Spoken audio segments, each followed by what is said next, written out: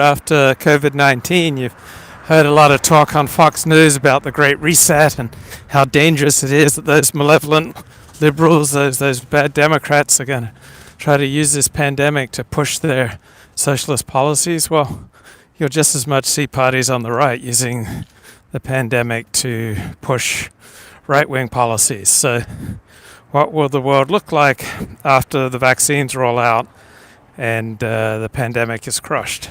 So I think we're going to see some big changes in the supply chain. We're going to go from a just-in-time supply chain to, make sure that you have it supply chain. So we're going to move away from globalism. We're going to have much more domestic manufacture. We're going to have much more protectionism. We're going to have much less freedom. So Freedom House measures freedom and democracy around the world. And for 13 straight years, the world has steadily become less free. That's right, 13 straight years we've become less free. So we have all sorts of democracies tipping in a more authoritarian direction, such as Brazil, Hungary, Poland, etc. So whenever there's an emergency, government seizes more power. They restrict freedom of the press. They institute contact tracing for things like COVID-19. They seize emergency powers. And at the end of the emergency, they never give them all back 100%. So we're going to have more centralized government power, interference in our lives. International travel is going to be more difficult, more expensive, more regulated. People are going to recognize that they don't need to travel nearly as much. So we'll probably have less business travel. People will recognize how much they can get done online. We'll have a centralization of business with Amazon and other companies that will deliver to your door, taking a bigger share of the economy. People will get used to having their groceries delivered to them. That's going to change. We're going to have a rise of nationalism, xenophobia, racism. People are going to be more afraid of that which is different. So that which is different, COVID reminds us, may very well be deadly. So in benign times, it's easy to think that that which is different is just interesting and novel. But COVID reminds us that that which is different can be deadly. We're going to have a big decline in colleges. Like, colleges are going to go out of business. A lot of colleges will go out of business permanently. A lot of education will shift to online only.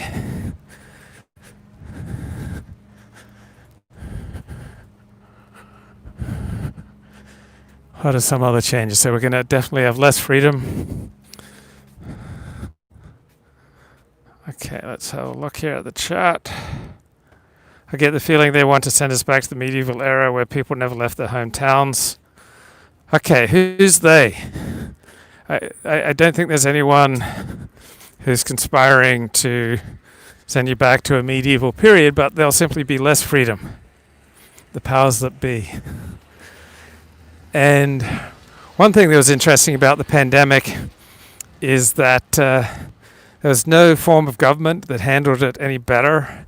Like, democracies did not handle the pandemic better than authoritarian governments, and authoritarian governments proportionally did not handle the pandemic any more than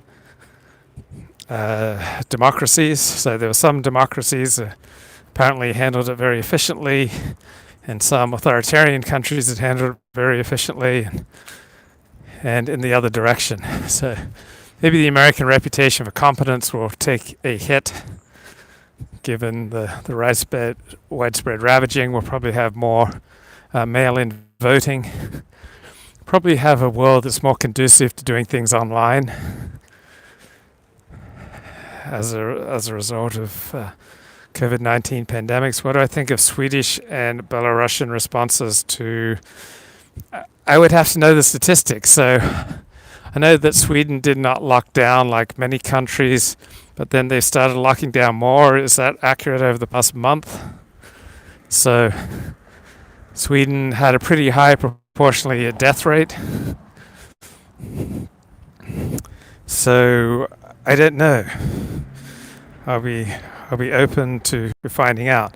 I think we're definitely going to have increasing nationalism, an increasing trend towards authoritarian government. We're going to have more government intervention in our lives.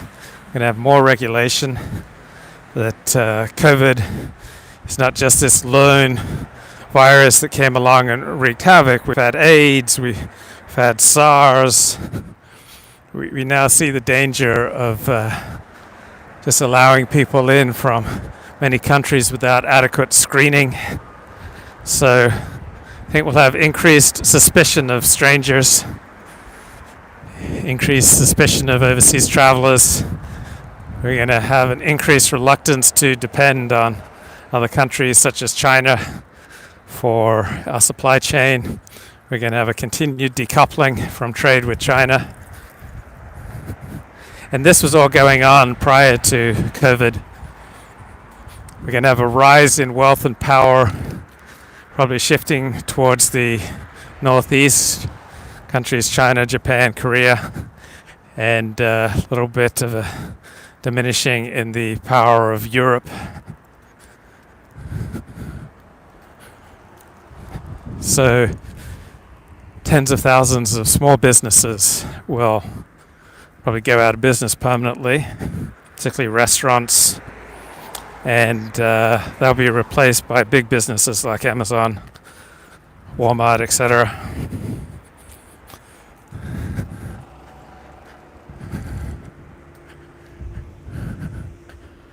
And then the other thing on my mind is comparison, status competition, how we compare ourselves to others. So we tend to envy people who are above us. And so we don't envy people who are completely unlike us. So we don't envy the Queen of England.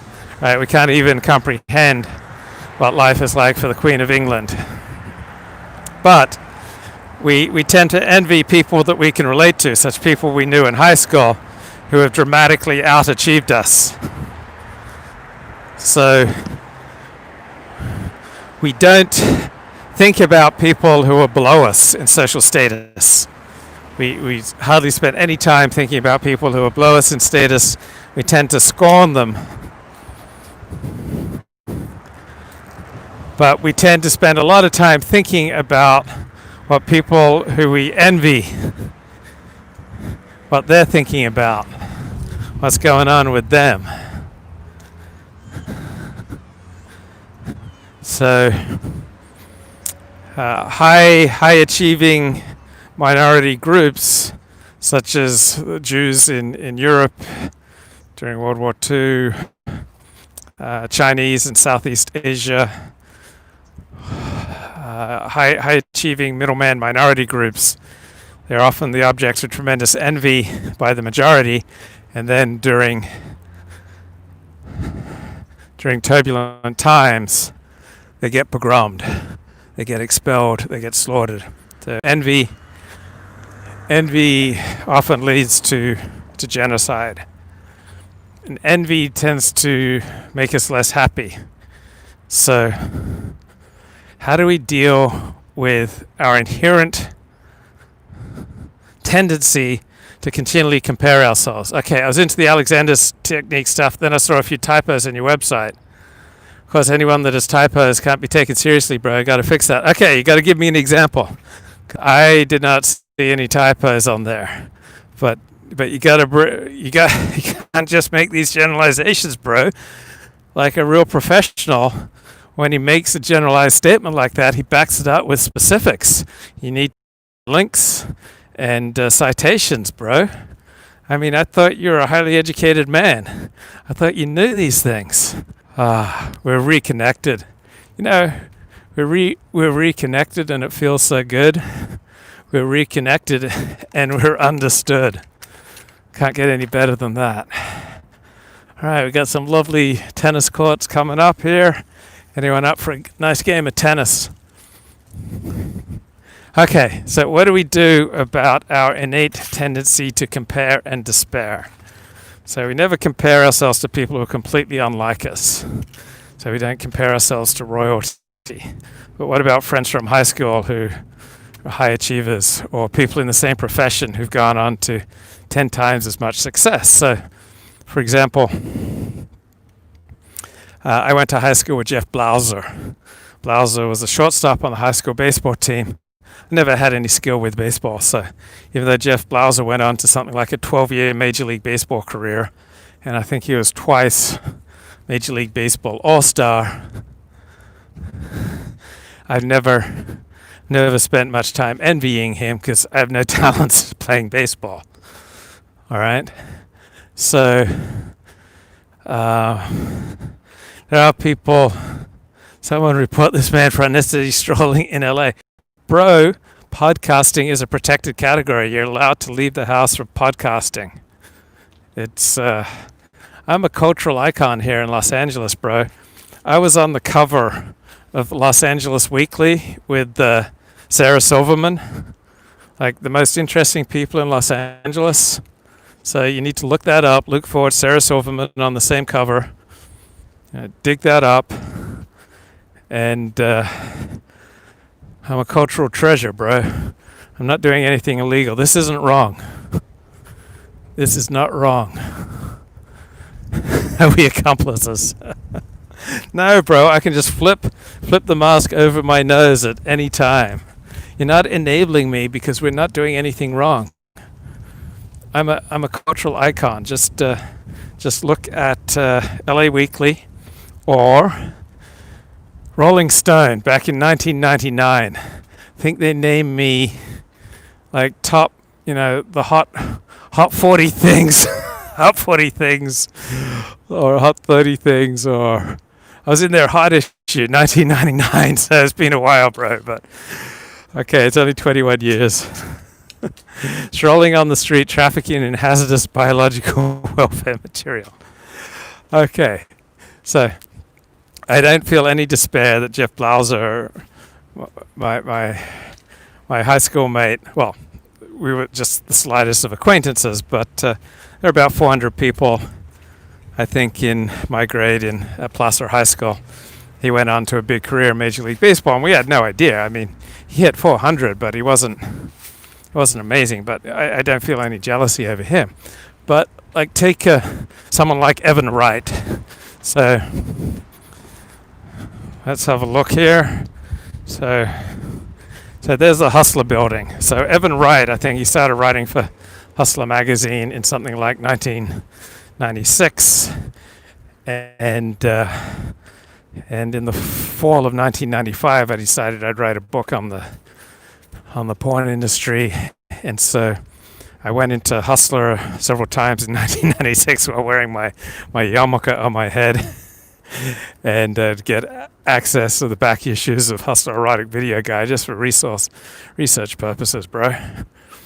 And so I'm going in there like furiously photocopying, some of their interviews and articles, and I think I ran into Evan Wright there circa 1996. And there's something that all of us writers in and around the industry would talk about. The continual refrain was going mainstream. How do we get out of the salt mines of the porn industry and create like a mainstream life, a real life, like get out of this stigmatized sewer? And Evan Wright, better than anyone else, did that. He burst on the scene in, I think, late 1998 with a cover story for LA Weekly, and then he started writing like major cover stories for Rolling Stone magazine. So we were peers for a few years. Then he just jumped to gigantic success. He wrote a very well received book on the invasion of Iraq. And I think Evan Wright wrote the profile of me for Rolling Stone in 1999. He hired me to do some writing for him in December of 1998. He was working for Seth Warshawski. Do you remember Seth Warshawski? He had one of the first big famous internet porn sites. And so I think he paid me $1,000 to write some article about the Pope. They wanted to make fun of the Pope. And then Evan went on to this huge success, man. He was writing like regular major cover stories for Rolling Stone magazine. He was like the new Tom Wolfe, the new Hunter Thompson. Then he went to Iraq in 2003 and he wrote, very well reviewed book on the Iraq invasion he embedded in Iraq. Yeah, Jeff Blauser, he's not listed among Placer High School notable alumni. That's crazy. He was a Major League Baseball All-Star. He was with the Braves. He went to the World Series, I think, with the Braves. He played something like 10 years in the major leagues. How can he not be a notable alumni? Okay, so Evan Wright embedded. Oh, I'm not listed on Placer High School notable alumni. Okay, can you talk about Mike Fisher being envious of Skip Bayless? Okay, great. So I will put a link in the chat. Maybe Ricardo will put a link into the chat where Mike Fisher just unloads on Skip Bayless. Now, prior to watching this video, I'd never even heard of Mike Fisher. But it's very common when you hear sports writers, they loathe Skip Bayless. They hate Skip Bayless. They have a passionate detestation for Skip Bayless. And so why? Why do they hate Skip Bayless? Like, what's in it for them? And when they provide, when someone loathes someone and provides the most bogus of reasons, it's interesting because you know then that there's something going on that's like way beyond their stated reasons. So Mike Fisher, who I've never heard of, apparently he wrote a book on Dallas Cowboys winning their first Super Bowl in the 1990s, a book I'd never heard of. And I love reading books about Dallas Cowboys. I haven't been accosted because I'm regarded with great respect. I'm a cultural icon in Beverly Hills, bro. Check me out with Sarah Silverman on the cover of LA Weekly. I was Hustler Magazine's Asshole of the Month in its Christmas 1999 issue. So you accrue a certain status when you accomplish these cultural iconic moments.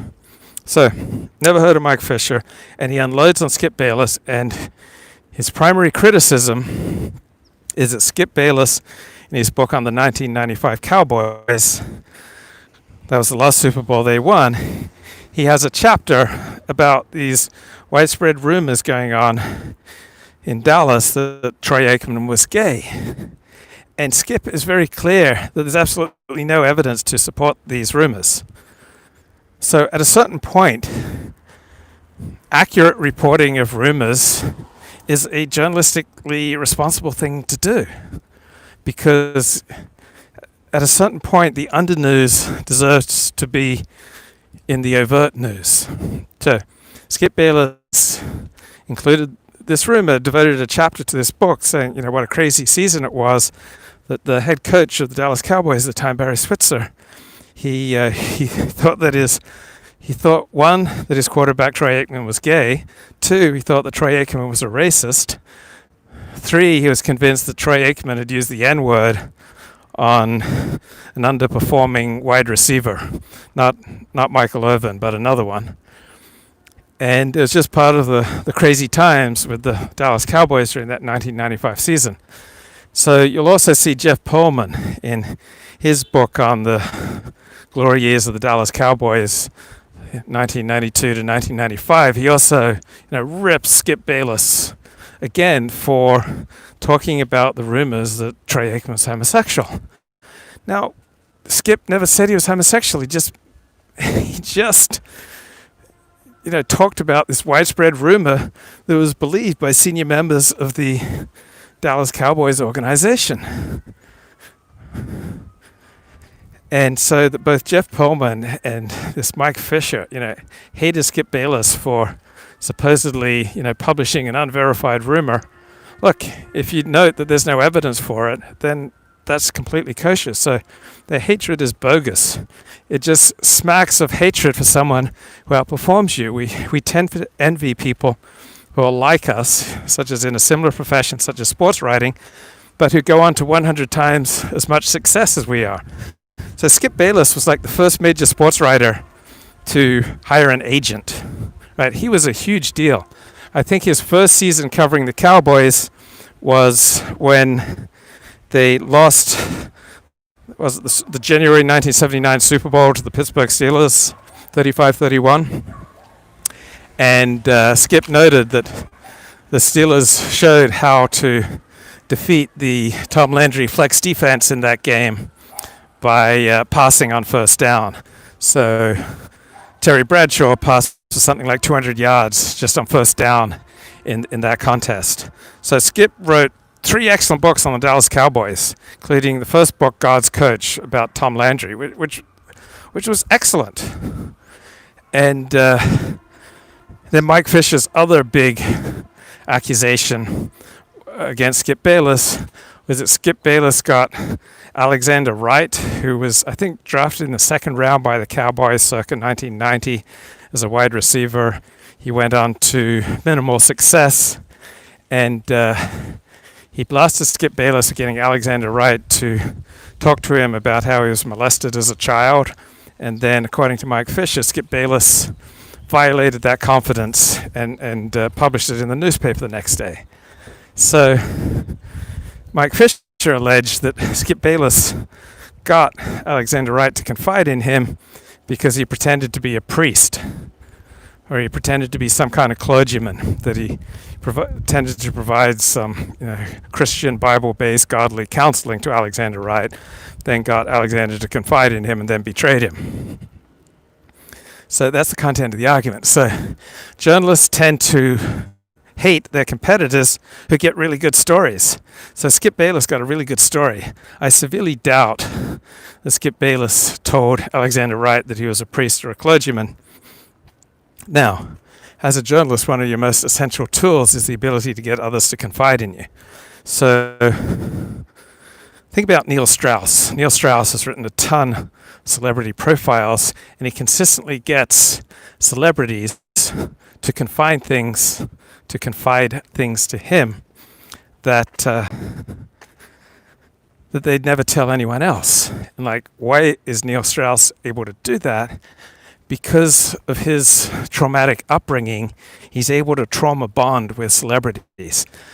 Usually people become celebrities because they have this abnormal thirst to become famous, and it's virtually always a coping mechanism for dealing with a traumatic childhood. So there's such a thing as trauma bonding. So why have I been able to get so many people to confide things in me that they'd never tell any other journalist or any other live streamer or any other person? Because I'm able to trauma bond with them so quickly.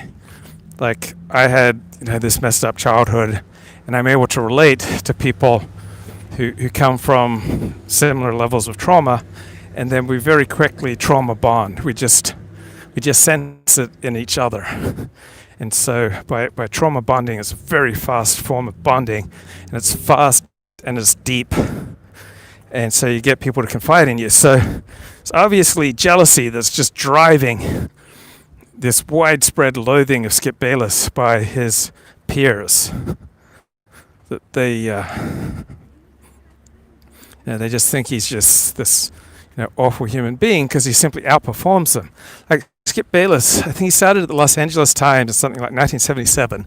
Then his agent negotiated his contract with the Dallas Morning News, something like 1978. And Skip Bayless's face was going up on billboards in the Dallas area by 1979.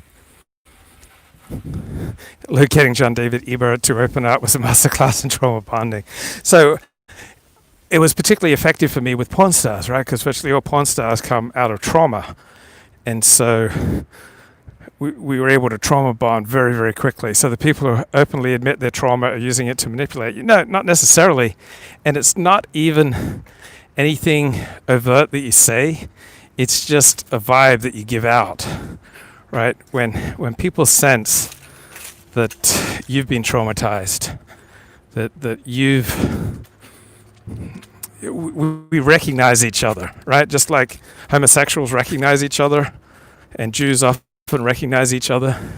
People from traumatic childhoods often recognize each other, and it's not overt. It's not necessarily things you say.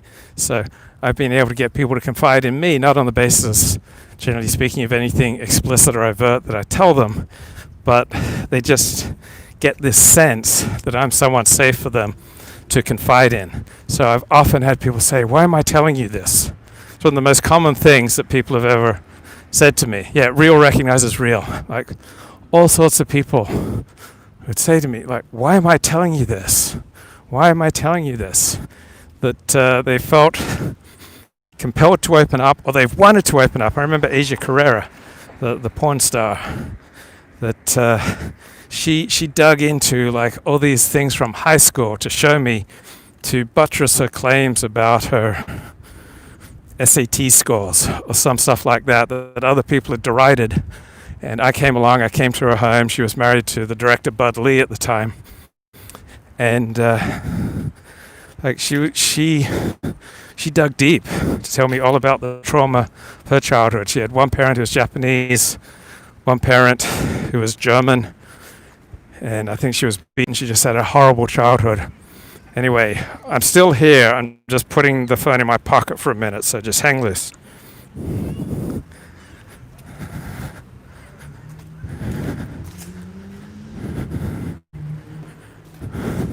Okay, so yeah, Asia Carrera, remember. Okay, I just had to do a very quick investigation to see if there was any cottaging going on, and even though we're in Beverly Hills, even though that was the restroom where George Michael got busted, there was no cottaging going on. So thank God I'm on cottaging patrol looking for any illicit behavior. I'm going to suss it out. So I was talking about how I broke the Mark Wallace story in something like April 25, 1998. And found out that he was likely patient zero for HIV transmission of at least a dozen porn stars, possibly more. And I managed to break the story, forced the industry to give him a proper HIV test, which showed that he was positive. Then I got all these solicitation of opinions. Then I got all these porn stars who caught HIV, in all likelihood from Mark Wallace, who confided in me. And then I even got Mark Wallace to open up to me. And that was not easy, because like he could blame me for ruining his life and for ending his career. That's what he did. He blamed me for ending his career. But he still opened up to me. And I got some extraordinary interviews with him in 1998. So, okay. So, yeah, journalists get really angry at other journalists who get people to open up, particularly against their self-interest. I have one friend who became a professor of philosophy. He used to work in the field of journalism. Yeah, I stopped him from committing more evil. So I had a friend who worked in the field of journalism, and that was what he wanted his career to be. He loved it, but he found it just morally reprehensible, because in journalism, what you're usually doing is you're looking for one, outstanding angle on a story. It's going to make a person look, really bad, because that's the most newsworthy, attention-worthy thing, is to, grab some aspects of one thing that a person said, one thing that a person's done, just highlight that, and that's the angle that makes a story pop. But you're doing a lot of damage to to an individual by focusing on one, slip of the tongue or one, behavioral mistake. So how I would understand that in ethical terms is, yes, you are doing damage to that one person by focusing on his one slip of the tongue, but you have to weigh that up against the benefits that you're doing to other people to keep them informed. So in Judaism, there are ostensibly all these laws against gossip and slander.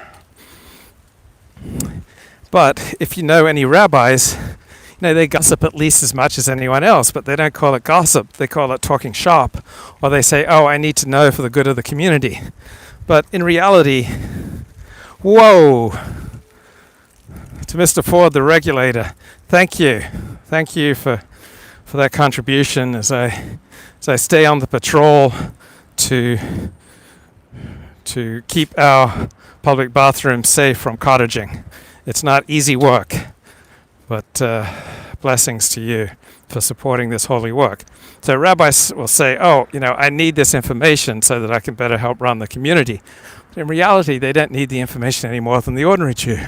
Like if there's a Jew in shul who's going to get busted by the FBI for, white-collar felonious behavior, why wouldn't everyone need to know it?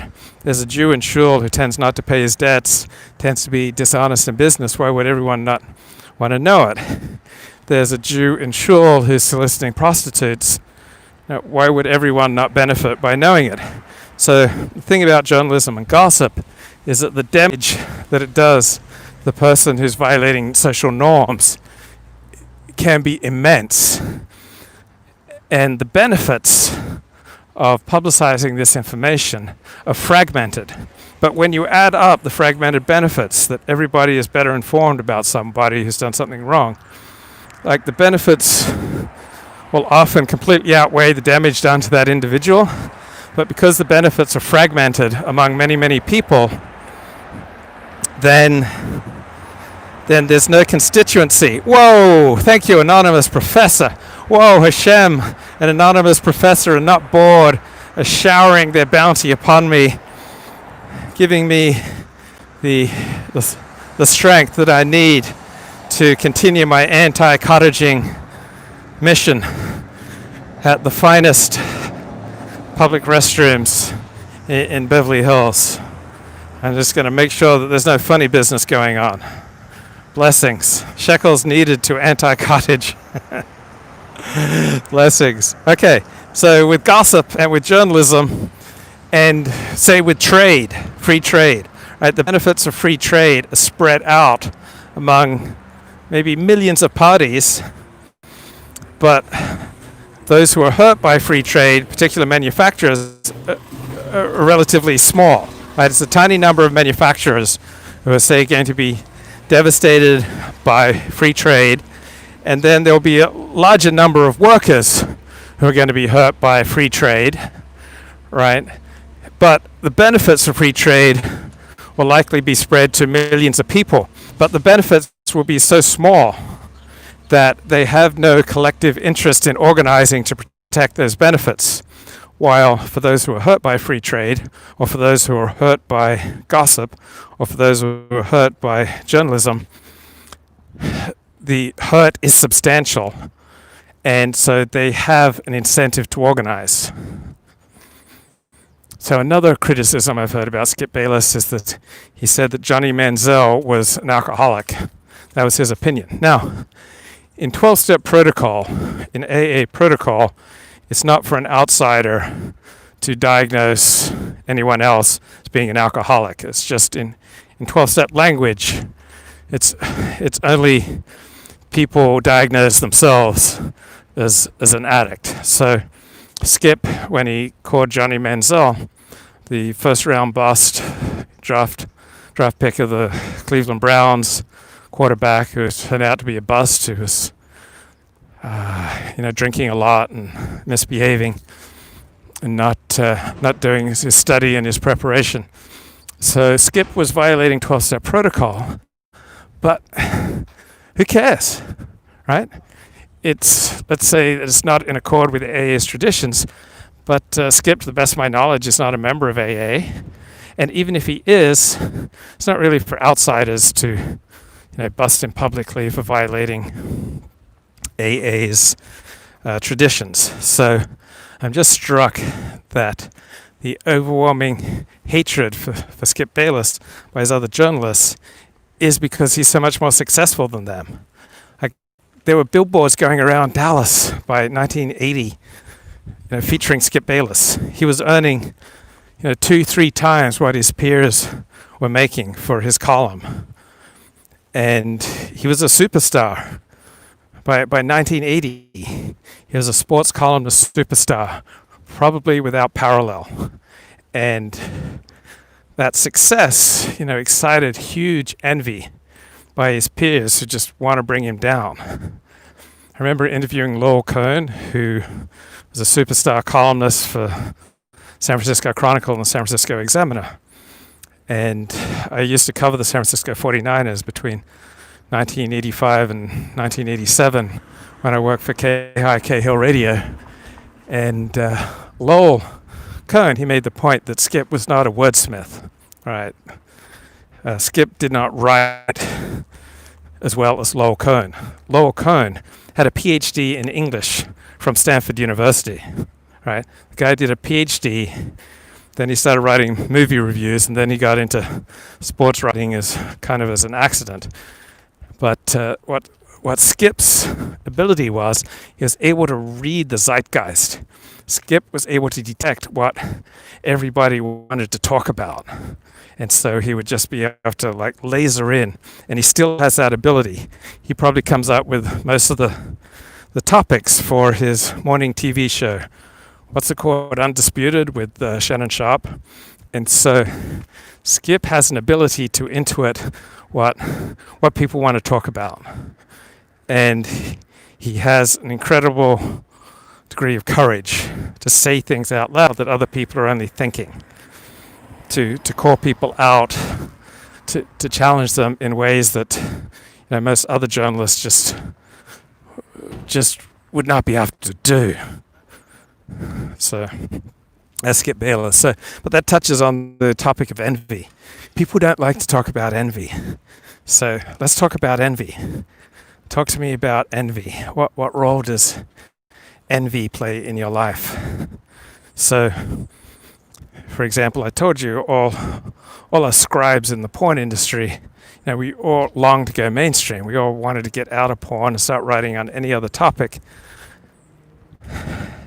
We were tired of being big fish in the small pond of the porn industry. And so I was getting, in the late 90s, into the 2000s, getting 10, 15,000 daily readers to my porn gossip blog. And I think, I should be able to translate this into another sphere of life. I want to get out of writing on the porn industry.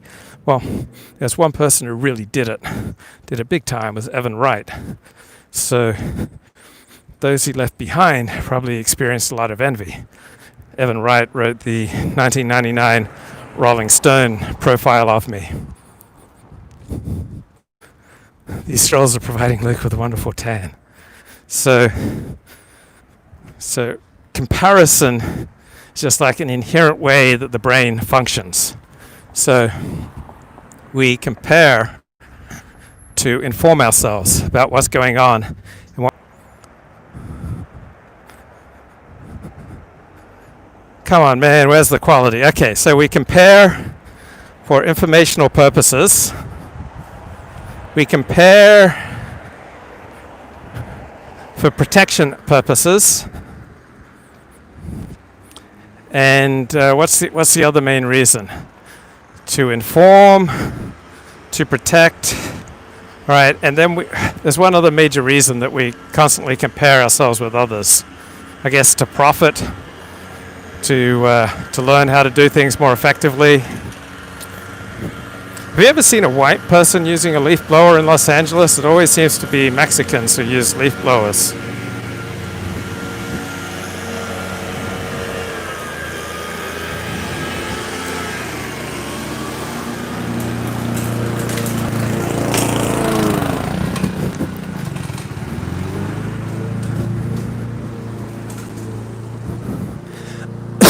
But the problem is that when we compare, we also tend to despair.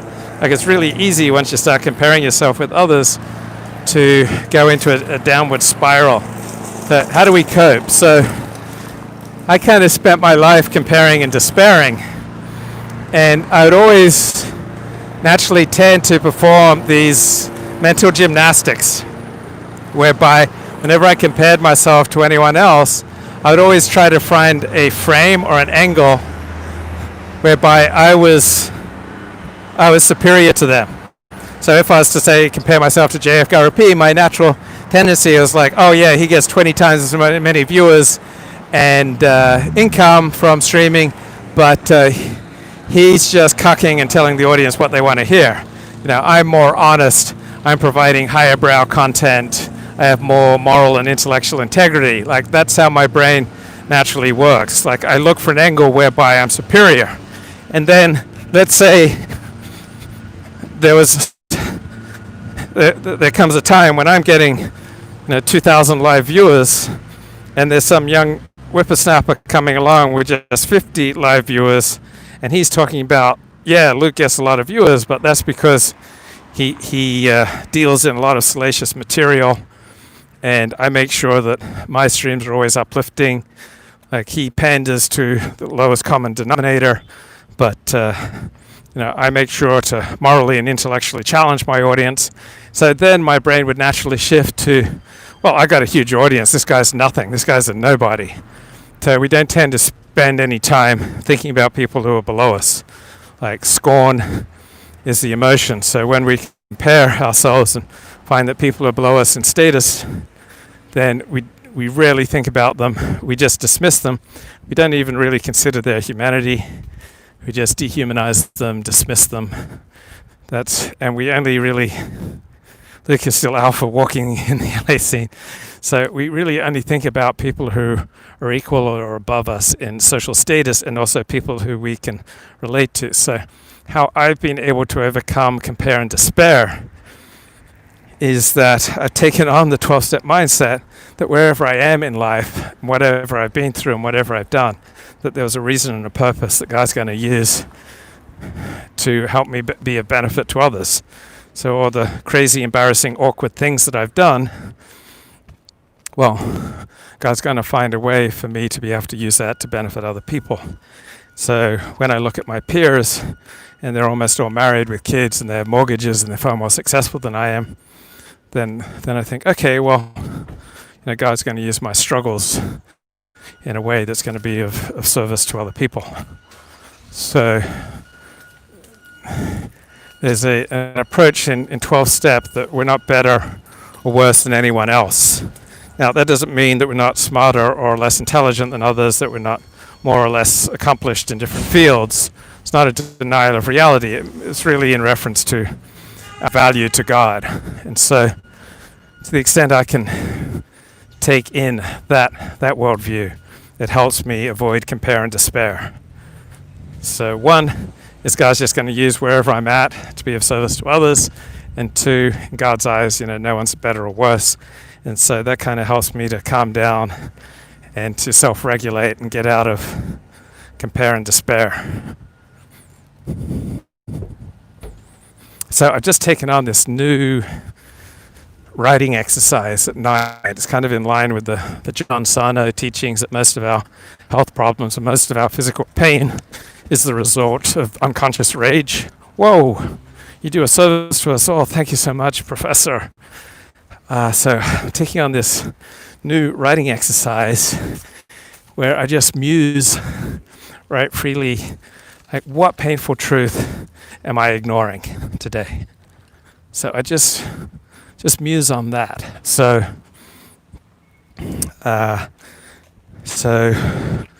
one painful truth is I'm wasting my time. Like, instead of live streaming so much, I should be studying more, doing more preparation for my streams, so I do fewer streams and higher quality. Instead of doing so many solo streams, I should make more efforts to line up guests. So I am wasting my time. That's a huge fear. So that could be a very painful truth. So I look at that. I'm wasting my time. When I sell my car with a sagging headliner, I'll know I'm ready for my next level of success. So then another painful truth that I muse on is I'm not using my time to further my own goals. Say I'm spending too much time on Twitter and social media. I should be spending more time reading serious books. Or another painful truth that I muse on. I should be spending my time making more money. Like I should be saving for retirement. I should be building my income, building my savings so that I can get married and have kids and support them. Like that's what's most important. And all this, live streaming nonsense. This is a distraction from a gaping open wound, festering in the reality of my life. Is that I'm not earning enough money. Like if I had money, it'd be a lot easier to get a wife and then to be able to support children. And so I'm distracting myself by, activities for which there's, very little need. And maybe I'm just, feeding my own ego here. Maybe I just like the sound of my own voice, and I'm just living in delusion. Need to send Luke more money so he can live stream and still have babies. So, I wonder, am I just, much of the time, am I just streaming because I like the sound of my own voice? Am I just live streaming because I'm an attention whore? Am I just live streaming because I want to live in a delusion that I have something important to say? Am I just live streaming as a means of distracting myself from gaping, festering, open wounds in my life that really deserve much more attention and more conventional, approaches such as, hard conventional work to earn money, rather than spending so much time in this, live streaming, grandiose, narcissistic delusion. So that could be a painful truth that's operating in my life. So I'm just writing about all these things that might be painfully true in my life. Whoa! Merry Christmas and Happy Hanukkah. Whoa, anonymous professor. I'm so grateful and humbled, and thank you so much for your bountiful support over the years. Years you've been supporting the show. So another thing that I've been journaling on is I've got all these sponsees. I've got about a dozen sponsees. And maybe I'm disconnected from my higher power. Like maybe let's have a look at this. So it's coming up on Hanukkah. So very nice, very nice. So maybe I'm disconnected from my higher power. Like maybe I need to, look to my own recovery. Maybe I'm spending so much time, helping sponsees. Maybe that's a distraction from my own recovery. Maybe I'm not spending enough time in prayer and meditation. Maybe I'm just, going through the paces, doing my 12-step recovery by rote. Like maybe there are things in my recovery that I need to pay more attention to. Maybe I need to, reach out to my sponsor. So that could be a painful truth. Another painful truth is that there could be people in all sorts of pain near me who need help, and I'm just ignoring them because I'm just like preparing for live streams. Maybe I'm spending way too much time overthinking. Yeah, maybe I'm ignoring people in pain, people who need help around me. Maybe I need to give more attention to people I see in my daily life. Maybe I need to be a little bit more concerned about their welfare. Maybe I need to be more considerate in the things that I say to them. That could be a painful truth. Another painful truth could be maybe I'm not getting enough sleep because I'm not practicing good hygiene, good sleep hygiene. And maybe I'm watching too much Netflix. Maybe I'm watching too many movies. Maybe I'm watching too many shows on Amazon Prime Video. Maybe I need to be doing more serious reading. Or what's another painful truth that I might be avoiding? The painful truth might be that I need to spend more time writing. That maybe I was put on this earth to be a writer, and I'm distracting myself by live streaming because it's easier than sitting down and doing the hard work of writing. So my parents would often tell me, don't take the easy way out.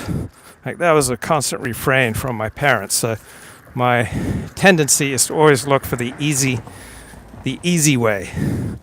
And so instead of live streaming, maybe I should be, working more on my blog posts and even writing another book.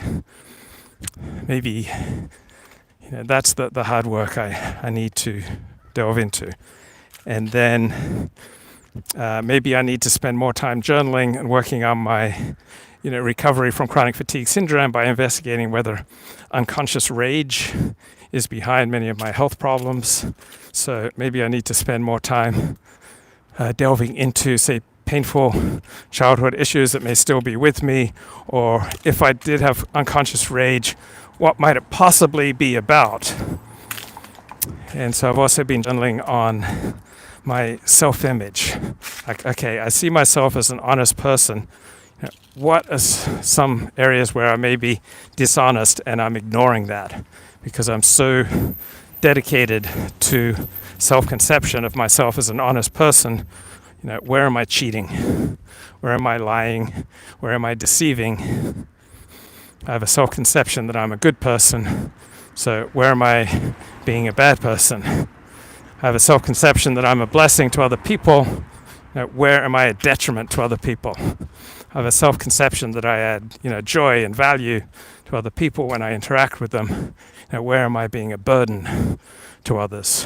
Where am I bringing other people down? I have a self-conception that I'm a serious thinker, that I read serious books.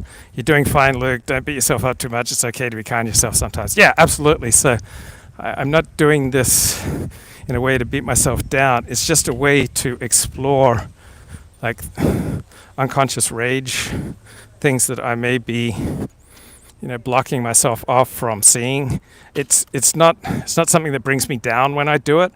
It's just something that kind of opens up the realm of possibility, kind of opens up reality, so that I just muse about what are aspects of reality that I'm missing, that I'm denying.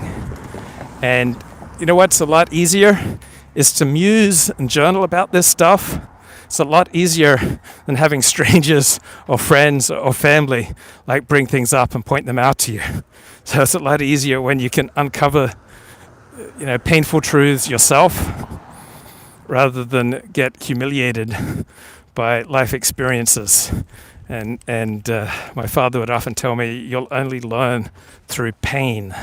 So it's a lot easier to journal out your barely conscious feelings and fears than to get tripped up. So in early February 1988, I was coming off my most successful semester of schooling, straight A's, 18 units, straight A's. And I was now taking 21 units. I was working about 30 hours a week. I had about $40,000 saved. I'd been accepted into UCLA. I was going to major in economics. My life is ostensibly going great. But I keep having this very inconvenient and awkward thought. I kept thinking, I felt under tremendous strain. And I remember my stepmother said, wow, if you're under this much strain at community college, how are you going to do when you get to Oxford one day? So I was on a mission to go to Oxford, get my PhD in economics from Oxford. And under this strain, I kept having the thought, awkward, embarrassing thought, I'm going to break through to success or I'm going to break down. Either way, I'm going to get the love that I need. I did not want that thought. I tried to push that thought away. When a couple of weeks later, I collapsed into 6 years of chronic fatigue syndrome, largely.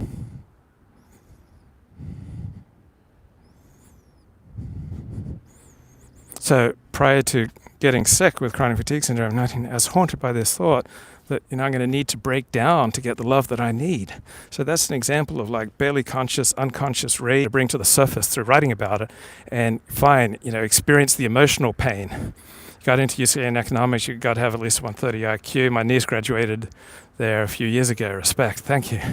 So it's much more effective to experience the emotional pain of acknowledging these awkward and inconvenient and shameful thoughts than to have them wreak havoc with your physical health.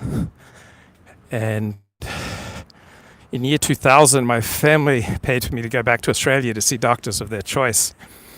and one of them was a psychiatrist. I spent about 3 hours with her, and she came back with a report to my family with my blessing. I welcomed her sharing her thoughts with my family that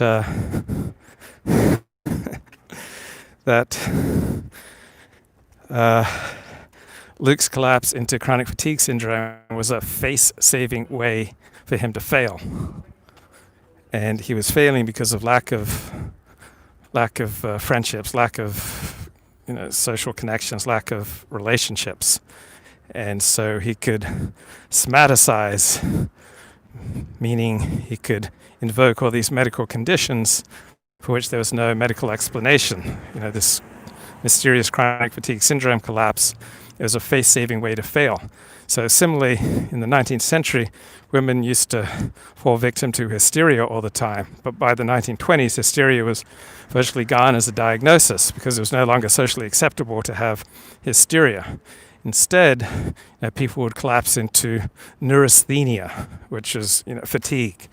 Or nowadays, it's back pain. So notice that hardly anyone got into Harvard, and I barely have 125 a good day. So notice hardly anyone has stomach ulcers anymore. So many ostensibly medical conditions, according to John Sarno, MD, and Howard Schubner, MD, they're our brains blocking painful realizations from becoming conscious and distracting us with these physical symptoms. But the physical symptoms will always accord with what is socially acceptable. So it used to be that people were always getting ulcers. Now people don't get ulcers, they get back pain. So we've got an explosion in chronic pain over the past 2 decades because chronic pain and back pain, this is a socially acceptable way to fail. This is a socially acceptable way to seek out love and nurturing. This is a socially acceptable way to drop out of life. This is a socially acceptable way to collapse.